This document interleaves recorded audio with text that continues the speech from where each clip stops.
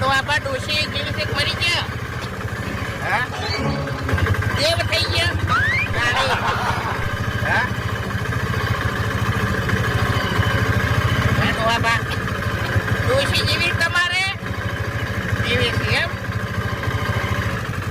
હા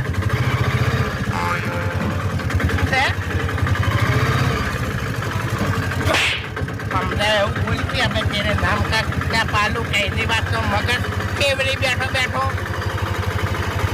ના ના તારે મોટા મોટા કણું નહીં બોલતો ખરા.